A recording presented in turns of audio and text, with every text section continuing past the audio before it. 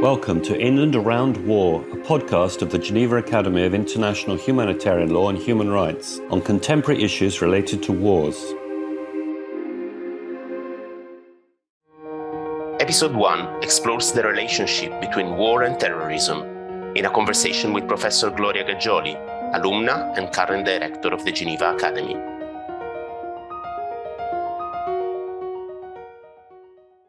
Hello, everyone, and a very warm welcome to the Geneva Academy's podcast series, In and Around Wars. My name is Paola Gaeta, and I'm a professor of international law at the Geneva Graduate Institute. And I also teach international criminal law at the LLM program at the Geneva Academy. And today I'm co-hosting this episode with Antonio Coco. Hello, Paola, and welcome to our listeners. I am Antonio Coco. I teach international law at the University of Essex, but I'm also a former student, an alumnus of the Geneva Academy, and I used to be a teaching assistant at the Geneva Academy during my PhD.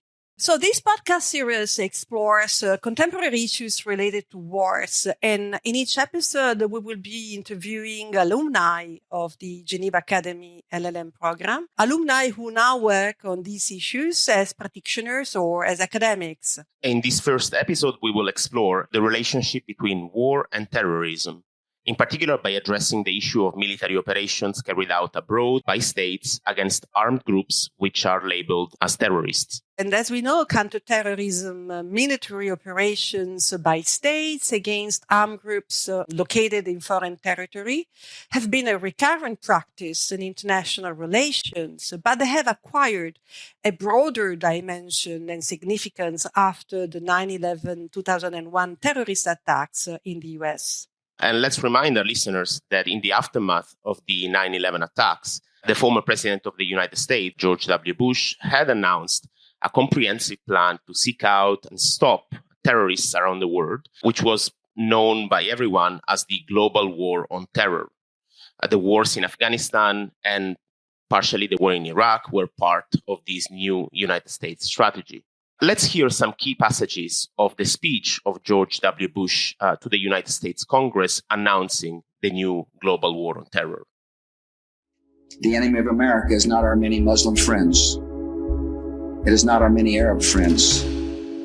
Our enemy is a radical network of terrorists and every government that supports them. Our war on terror begins with Al-Qaeda, but it does not end there. It will not end until every terrorist group of global reach has been found, stopped, and defeated.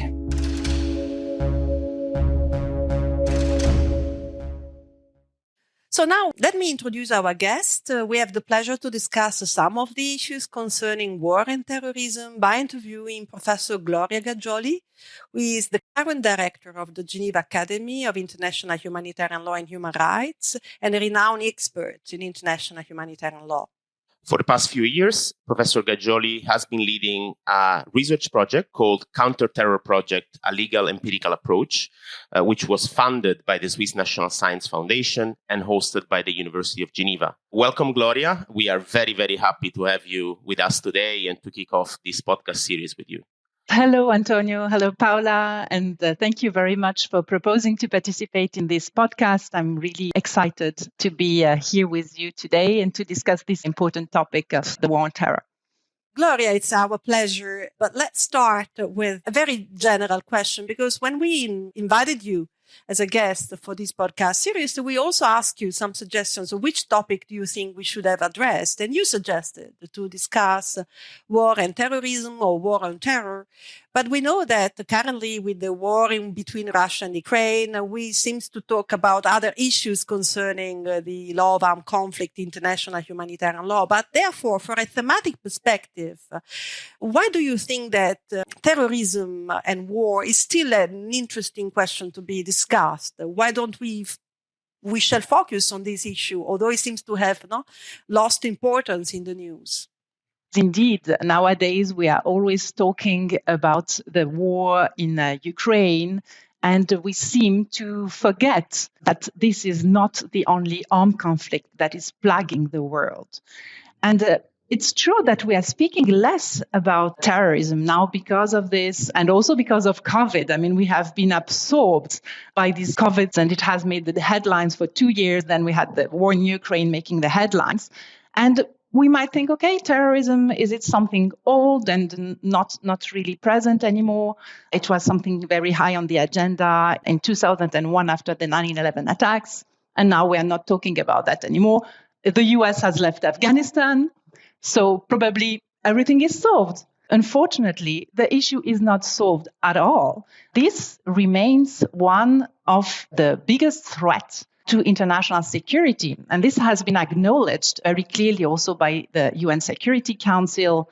Also, it has been discussed by the Human Rights Council. So I think that states are still very concerned about the issue of terrorism, and we should all be concerned. We should all be concerned because it has not disappeared. You've seen on the 2nd of August this year, we had a targeted killing made by the US against the head of Al-Qaeda in Kabul in Afghanistan.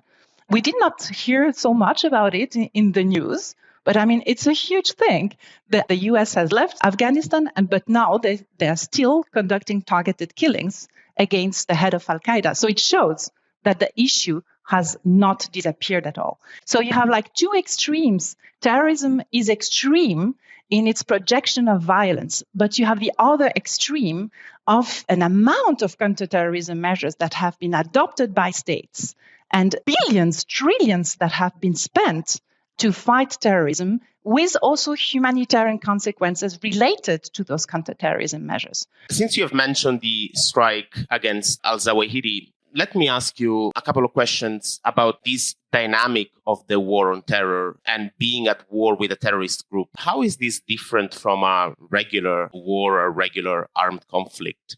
What is the difference? And is it really possible for a state to be in an armed conflict with a group like this? And would you say that still the United States are in an armed conflict with Al-Qaeda, for example?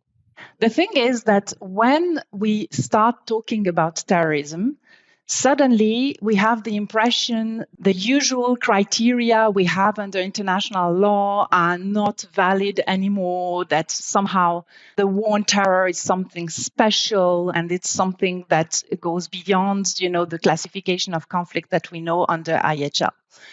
Actually, I would say that the law is there to provide criteria that would apply to every type of armed conflict.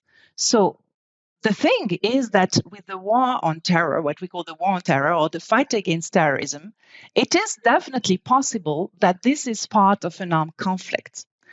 But then it depends on whether you faced with a group or an organization that corresponds to what we call under international humanitarian law an organized armed group. So if you have a terrorist group labeled or designated as terrorist, which is, for the purpose of international humanitarian law, an organized armed group, and if you have then armed clashes opposing this organized armed group with a state, a coalition, etc., then you have to check that the intensity of violence has been reached. If you have those two criteria, you can certainly say that this is an armed conflict and then international humanitarian law applies. But this is not necessarily true for all types of terrorist groups. And I would say it's rather the opposite. We tend to say, well, it's a terrorist, especially when it's a jihadist group. We say, well, it's a jihadist group, so it's an organized armed group. And I say, wait a minute. Let's check whether this is really an organized armed group for the purpose of international humanitarian law. And so the presumption should not be that because we talk about terrorist groups or groups designated as terrorists, that they are immediately organized armed groups. They might be, but maybe not. Your question raised also the question of terrorist networks. So, for instance, can we say that Al-Qaeda is a transnational organized armed group? Because that would lead to huge questions from an international humanitarian law perspective, right? Can we determine that a network of different groups is actually in itself an organized armed group?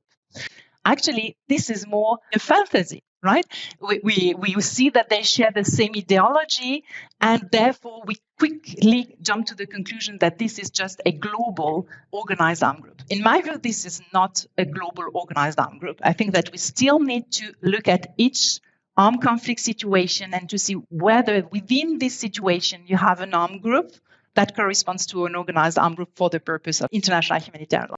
I would say that, the fight against terrorism is a little bit like Janus. It has two phases. It has one phase that relates to armed conflict, when you can demonstrate that you have a group that is organized with intensity of violence. And it has another phase which is prominent and that relates to peacetime. And so fighting terrorism is normally done through law enforcement. This is a law enforcement task. And the armed conflict side should be like one part of it, and certainly not the major part. Let's suppose, therefore, that there is an organized armed group labeled as terrorist, which can carry out intensive armed fighting against the state, so that we are facing an armed conflict in the legal terms. But the opacity and the lack of knowledge about the armed group labeled as terrorist also concerns usually the membership of the organization, which is a key information to be acquired for the enemy, because as we know, under international humanitarian law, during an armed conflict, it is not unlawful to use lethal force against the members of the enemy organization against which there is the armed conflict. So how can we identify who is the member of an organized armed group that we label as terrorist? How can we identify that there is a terrorist, an alleged terrorist, that the enemy state can target and kill? From an international humanitarian law perspective, once you are in an armed conflict situation, the majority view is that you can definitely target and kill fighters. I use the term fighters because there is no combatant status for non-international armed conflict. So that's why I'm using the word fighters. And when I say fighters, I'm referring to members precisely of organized armed groups. So indeed, knowing who are the members is essential in terms of use of force, because they are targetable, while civilians who might share the same ideology, who might be very close to certain groups designated as terrorists, remain protected under international humanitarian law. It's a key distinguishing feature to know whether we are faced with a member of an organized armed group, I mean by that a fighter, or whether we are faced with civilians who are protected against attacks. This is the principle of distinction, no? That is, international humanitarian law calls the principle of distinction between civilians and fighters or combatants, yes. Exactly. This is, we say, the basic rule of international humanitarian law. That's the title of the rule. Article 48 of Additional Protocol 1 says the basic rule. And this basic rule belongs to customary law and applies in both international armed conflicts and non-international armed conflicts.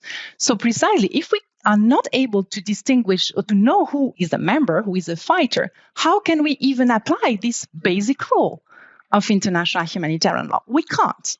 Now, we have two problems here. The first problem is a factual problem that you mentioned, Paola.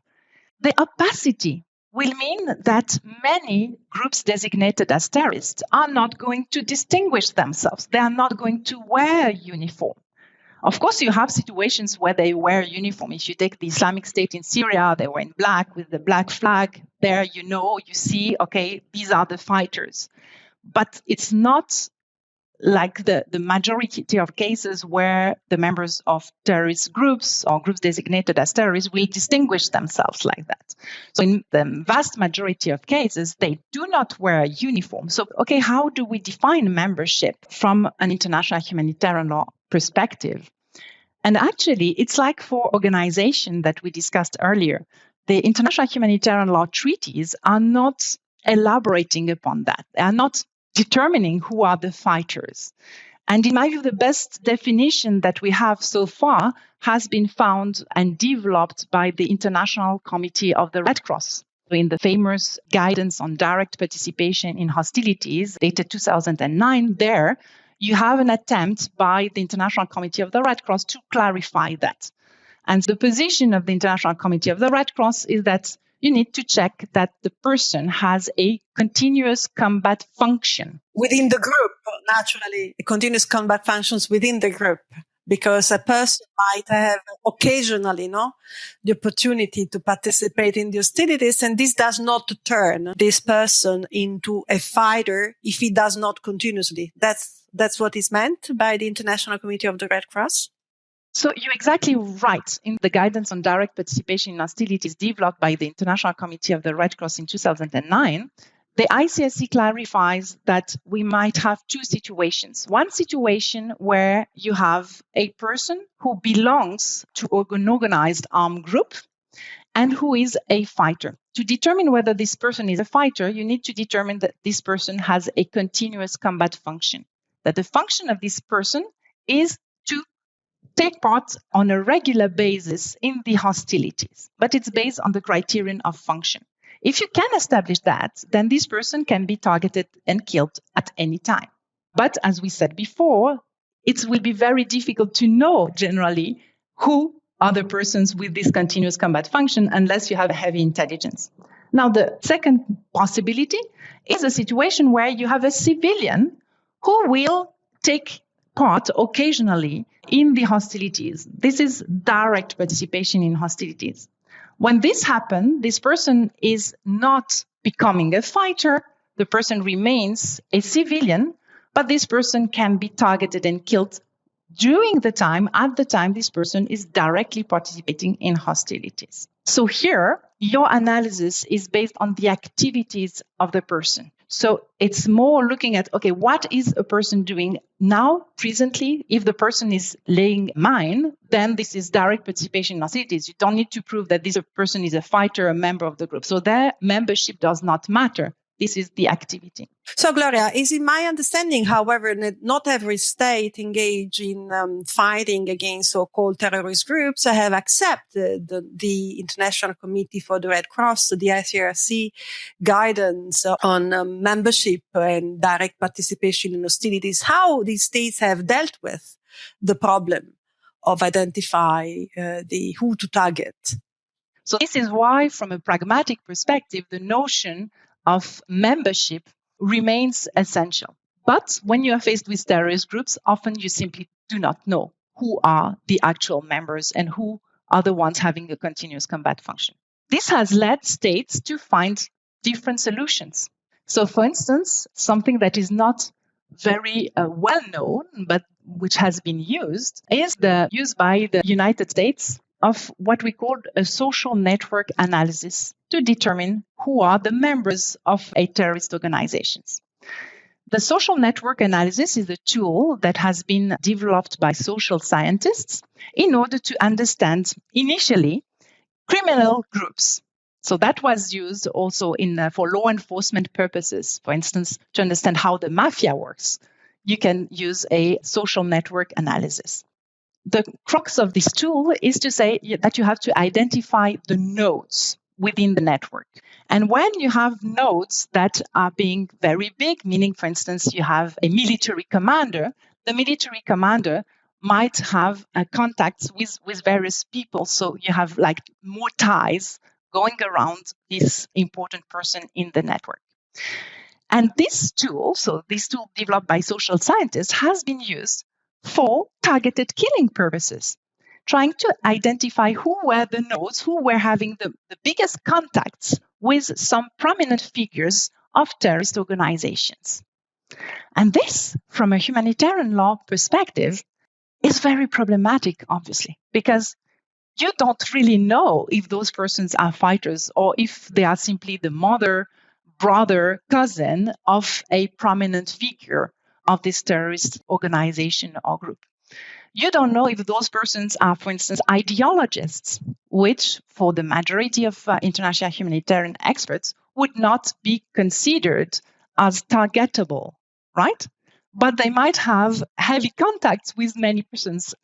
So you see that states have tried to find ways to circumvent the both practical and legal issues around the notion of membership. And that those ways to circumvent these practical and legal issues have led to many mistakes and have led to an expansive use of deadly force against persons who are certainly connected to terrorist organizations, but not necessarily members. Yes, we have read, for instance, in the headlines, a journalist who was killed, based on this social network tool that you mentioned, because he had to interview a prominent figure of a terrorist organization, and through the cell phones, he was identified as a close contact, but he was a journalist and he was killed during a so-called targeted killing operation. Gloria, you have mentioned this practice of targeted killings. Now, let's assume that a state is satisfied that a certain person is a member of a terrorist group that is a party to an armed conflict. So the person fulfills the criteria, whatever they are, continuous combat function in the guidance of the Red Cross. Does this mean that a person like this can be targeted anywhere in the globe? I mean, we have heard of this narrative of the global war on terror, the global battlefield. And we have had a very recent example that you mentioned of Ayman al-Zawahiri that was killed in Kabul, in Afghanistan, whilst he was just on his balcony. He had finished his prayer, he had stepped out, he had no rifle or bomb in his hands, and he was just killed. Is this practice lawful, and how is it problematic under international humanitarian law? Yes, the issue of targeted killings and drone strikes is very present still nowadays. As you mentioned, this is still a current practice. And it raises the important question of the geographical scope of application of international humanitarian law. So the fact of determining whether an armed conflict exists is the first step, right? To know whether international humanitarian law applies. But then a follow-up question is, where does it apply? So I would like to come back to one of the first drone strikes and targeted killing that was used by the US in 2002 in Yemen. And so this was in relation to the conflict that was ongoing in Afghanistan against Al-Qaeda members who were present in a desert in Yemen. And at the time, Yemen was a country at peace. There was no armed conflict there. But the US decided to target and kill Al-Qaeda operatives in Yemen in connection with the conflict that took place in Afghanistan. So here you have the issue that actually you ask yourself whether international humanitarian law applies in third states. So in states which are not involved in an armed conflict situation. And so here you have two schools of thought. You have one school of thought, which is to say that actually the conflict follows a person who is a fighter, who has a continuous combat function. So that then what you need to establish is the existence of a nexus, a link with an ongoing armed conflict situation. So it's the nexus-based approach, if you want. If you take this position, then it would say that the strike in Yemen in 2002 was governed by international humanitarian law, and therefore killing Al-Qaeda operatives would not constitute a violation of international humanitarian law. It may well be, and it is the case, that it remains a violation of jus ad bellum of the United Nations Charter if you do not have the consent of the territorial state to conduct such an attack, but from a humanitarian law perspective, it would be lawful. Now, this is very problematic, in my view, as a position, even if from a technical perspective, I think it's convincing, this argument of nexus. But from a humanitarian perspective, it's very problematic. Imagine that in Geneva, a ISIS operative would be here near the station, and let's say it's a unique window of opportunity to get this high-ranking member of the Islamic State. Would we be comfortable with the idea that this person can be targeted and killed, and that we can have so-called collateral damages, civilians being killed around? I think that if this would take place in Switzerland or in many Western countries, the public opinion would be completely shocked. We would have huge reactions. When it happened in the desert in Yemen, well, we did not have such reactions. But you see that with such a position of nexus, you do have the problem of leading to the conclusion that from a humanitarian law perspective, it's fine to target fighters wherever they are and whenever, which is really problematic from a humanitarian perspective. This is why you have another position that is also a position held by the International Committee of the Red Cross, which is to say that we should not create a global battlefield, and that actually international humanitarian law is limited in geographical scope to the territory of the belligerent parties, or the territories that are controlled by the belligerent parties, and not beyond. So then if I take this theory in Yemen, then you would say that this attack is not governed by international humanitarian law, but it's governed by human rights law. And there the result is completely different because it becomes an extrajudicial killing and a violation of the right to life. That's wonderful. Thank you so much, Gloria. That's very clear and, of course, very challenging. And we understand why the issue of terrorism and war is still a very hot topic that we should not forget. Now it's time for us to wrap up because we are running out of time. Before closing this episode, if you don't mind, we would like to bring you back to the old times where you were a student. At the time, QD, the Centre Universitaire de Droit International Humanitaire, which is the predecessor of these were good times. Yes, is the predecessor of the Geneva Academy of International Humanitarian Law and Human Rights, the institution of which you are now the director. So you have had a long career bringing you up to the top of the institutions where you were a student at the time. So I understand that in 2003 and 2004 cohort, you were a brilliant student at the QD Center. Do you have any kind of story or anecdote that you would like to share with our listeners, with our current and future students about the old time? Some anecdote concerning a professor, whatever. I have so many anecdotes. I have to tell you is that certainly my year at the University Center of International Humanitarian Law, which was how it was called at the time, was my best year during all my studies. I have always been passionate about international humanitarian law, international human rights law, and I studied before at the Graduate Institute. And when I was a student at the Graduate Institute, I was trying to find courses on humanitarian law, human rights law everywhere. So I was going through, the curriculum at the University of Geneva, at the Graduate Institute, anywhere I would take those courses because I was passionate about that. And so when I finished my studies at the Graduate Institute, I had a meeting with Professor Kolb because I had had a 6 in public international law exams twice in the year. So I'm still very proud of it. 6 is the maximum grade in Geneva, we shall say, because in Italy, 6 is a sufficient grade, while in Geneva is the top grade that you can get, no? Yeah, so you see, I'm still saying it now because I'm still very proud of it. And I think Professor Kolb is such a wonderful professor that I was extremely proud of it. And so he invited me to meet with him. And he told me, okay, now, what are you going to do?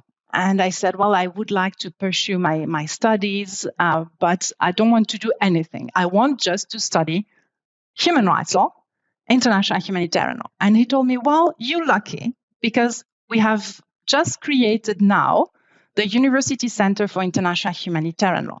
And then he told me, well, you did not study law because I studied international relations first. I said, you didn't study law, you didn't do criminal law, so I don't know if you are going to be accepted. And he said, but you have such excellent marks, just try it. And I will do a recommendation letter for you. And so my colleagues were applying to different master's programs. And I said to myself, it's that or nothing. So I did everything, a motivation letter that I revised at least 10 times. And I applied, and everyone was telling me, well, you have no chances. It's for lawyers. You're not a lawyer. And I said, oh, come on. I had very good marks. I hope it will work, etc. And when I got accepted, I was jumping. And I have to say that, yes, for me, it was one of my best years because I had all the courses I wanted to have and I had wonderful professors. And you had this excitement of having, a new institution that was being created. And so this was wonderful. And this is why I'm so attached also to the academy today. You mentioned that I was a student. I think I did all the possible positions at the academy. I was a student. I was a teaching assistant. I was an external professor when I came back just from the ICSC at the University of Geneva. And ultimately, I became director. I never thought I would become the director of the academy, really. This is very inspirational because this shows that with the good motivations, good commitment, and really to be stubbornly pursuing our dreams, every young student, every young scholar can then succeed. The students can succeed. So it's a good inspiration. So congratulations, Gloria, for the great career that you have achieved in the past years. Thank you, Paola. Congratulations, Gloria, and thank you again for having blessed us with your presence today. Thanks also to our listeners for having joined in. I hope you enjoyed this first installment in our series. Please let me remind you that all the materials relevant to today's episode are linked in the show notes, and that all of our episodes are available on the website of the Geneva Academy and on platforms where you usually listen to podcasts, including Apple Podcasts and Spotify. And subscribe if you do not want to miss any episode. And goodbye, and please tune in for the next one. Goodbye. Bye, and thank you. You've been listening to In and Around Wars, a podcast of the Geneva Academy of International Humanitarian Law and Human Rights. If you've enjoyed this episode, don't forget to subscribe and stay tuned for more inspiring conversations with Geneva Academy alumni. You can also check the Geneva Academy's website at www.geneva-academy.ch to find more resources and upcoming events on contemporary issues of international humanitarian law and policy.